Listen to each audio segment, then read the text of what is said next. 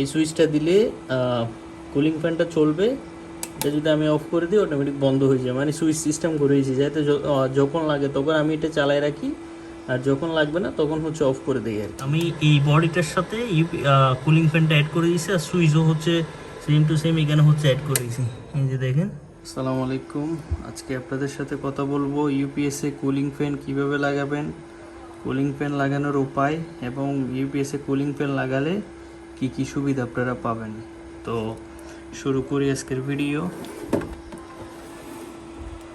এই যে এটা হচ্ছে আমার 12 ভোল্টের একটা কুলিং ফ্যান, প্রায় 4 ইঞ্চি। এটা একটু বড় লাগাইছি কারণ আমার এই ইউপিএসটা সারাক্ষণ চলতে থাকে। তো এটা মূলত মানে 0.30 এম্পিয়ার কনজিউম করে, এর চেয়ে বেশি না। সারাক্ষণ চললেও দেখা যাচ্ছে যে অত একটা বেশি এম্পিয়ার এটা কনজিউম করবে না, কিন্তু ইউপিএসকে একদম ঠান্ডা রাখে। এটা যেহেতু সারাক্ষণ চলতে থাকে, এটার জন্য একদম চারপাশে বা ভিতরে এত পরিমাণ যে ধুলোবালি, যা বলার কোনো ভাষা নাই।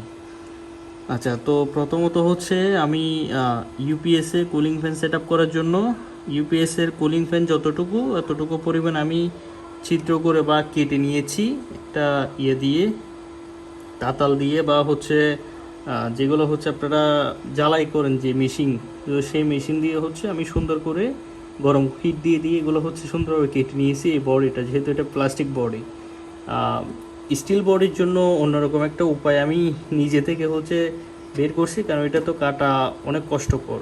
তো সেক্ষেত্রে এটা অন্যরকমভাবে আমি করছি, এটাও আপনাদেরকে দেখাবো। এই যে প্রথমত বলি, একটা কুলিং ফ্যান বসানোর জন্য ইউপিএসের আমি সে পরিমাণ একটা জায়গা করে নিব, এবং জায়গা করে নেওয়ার পরবর্তীতে আমরা ইউপিএসটা সেট আপ করবো। এগুলা আমি এখানে স্ক্রু দিয়ে সেট আপ করছি। এই যে দেখেন, স্ক্রু দিয়ে সুন্দর করে বডির সাথে সেট আপ করে দিয়েছি। এর পরবর্তীতে এর যে দুইটা তার, এগুলো হচ্ছে আমি ব্যাটারির সাথে যে দুইটা তার হচ্ছে ইউপিএসের ব্যাটারি টার্মিনালে গিয়ে অ্যাড হয়েছে, সেই দুইটা তারের সাথে আমি অ্যাড করে দিছি, এবং মাঝখানে সংযোগ পথে আমি একটা এখানে হচ্ছে দিছি, এটা একটা সুইচ আর কি। এই যে দেখেন, এই সুইচটা দিলে কুলিং ফ্যানটা চলবে। এটা যদি আমি অফ করে দিই অটোমেটিক বন্ধ হয়ে যায়, মানে সুইচ সিস্টেম করেছি যাতে যখন লাগে তখন আমি এটা চালাই রাখি, আর যখন লাগবে না তখন হচ্ছে অফ করে দিই আর কি, সুবিধার্থে এই সুইচটা দেওয়া। এই যে আমার কুলিং ফ্যান দেখেন কি সুন্দর করে চলতেছে। সুইচ অফ করে দিলে অফ, অন করলে অন। এই যে দেখেন, এইভাবে হচ্ছে মূলত একটা কুলিং ফ্যান লাগায়। এবং কুলিং ফ্যানের উপকারিতা যদি আমি আপনাদেরকে বলি, একটা ইউপিএস কিন্তু বানানো হয় সংক্ষিপ্ত টাইম বা শর্ট টাইম চালানোর জন্য, যেমন একটা কম্পিউটারকে 5 থেকে 10 মিনিট ব্যাকআপ দিতে পারে মতো। এখন আমরা যেহেতু এই ইউপিএস দিয়ে একটা বড় ব্যাটারি কানেক্ট করে লম্বা টাইম এটাকে চালাবো, তখন দেখা যাচ্ছে এটার ট্রান্সফরমার, এর পরবর্তী এটা সার্কিট, এগুলো হচ্ছে অনেক গরম হয়ে যায়। তো এই সার্কিট গরম, ট্রান্সফরমার গরম, এটা এড়ানোর জন্য মূলত যেটা গরম বাতাস ভিতরে থাকে, এই গরম বাতাসটা হচ্ছে বের করে দেওয়ার জন্য মূলত কুলিং ফ্যানটা লাগানো। এটা লাগালে মূলত এই সুবিধা আর কি, মানে কুলিং ফ্যান ইউপিএস হচ্ছে সারাক্ষণ চালাইতে পারবেন।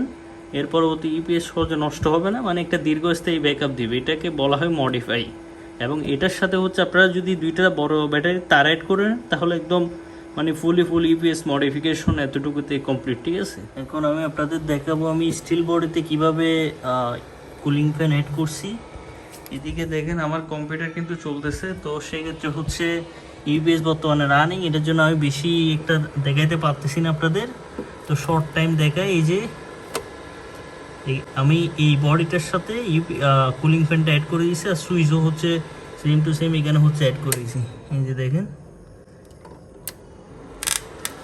এটা মূলত আমি লাগাইছি কিভাবে আপনাদের এদিকে একটু কষ্ট করে দেখাই।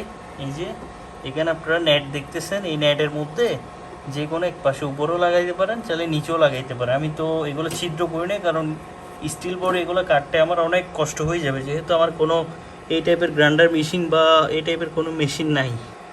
তো আমি মূলত কুলিং ফ্যানের যেগুলো স্ক্রু লাগানোর জায়গা, এগুলো একদম বরাবর খাপ খেয়ে যায়, তো স্ক্রু দিয়ে সুন্দর করে এই জায়গায় ফিটিং করে দিয়েছি, এবং এদিক থেকে তারটা বের করে আমি সুইচটা এই জায়গায় অ্যাড করে দিয়েছি। এভাবে হচ্ছে ইয়েটা করছি আর কি।